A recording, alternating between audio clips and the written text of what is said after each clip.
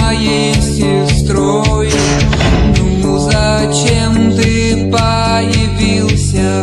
Ну зачем теперь ты с ней? Ну зачем в нее влюбился? Ведь моя